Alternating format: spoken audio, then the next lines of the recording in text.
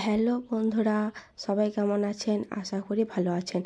আজ আমি আপনাদের সামনে নিয়ে এসেছি একটা ছোট্ট ভিডিও, যেখানে হচ্ছে শাড়ি আঁচল কীভাবে সেলাই করবেন ব্লাউজের পিসটা কাটার পর। যাদের বাড়িতে ইন্টারলক মেশিন নেই তারা কীভাবে সেলাই করবেন। প্রথমে দেখতে পাচ্ছেন আমি শাড়ির আঁচলটাকে ব্লাউজের পিসটাকে কেটে নিয়েছি। কেটে নেওয়ার পর ওই জায়গাটা আমি মুড়িয়ে নিয়েছি, এক ভাঁজ দিয়েছি, তারপর আবার একটা ভাঁজ দিয়েছি, দু ভাঁজে সেলাইটাকে করে নিচ্ছি।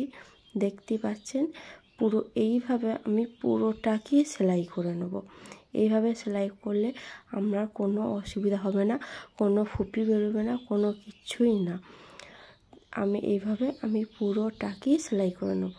যদি আপনাদের আমার ভিডিওটা ভালো লাগে তাহলে একটা লাইক, কমেন্ট এবং শেয়ার করে দেবেন। আর হ্যাঁ, একটু সাবস্ক্রাইব করে দেবেন।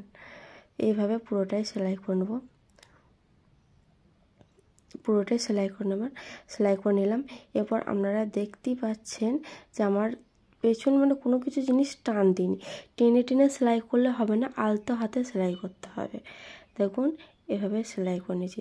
ভিডিওটা ভালো লাগলে একটা লাইক, কমেন্ট, শেয়ার করে দেবেন। যদি কোনো কিছু ভুল বলে থাকি ক্ষমা করবেন।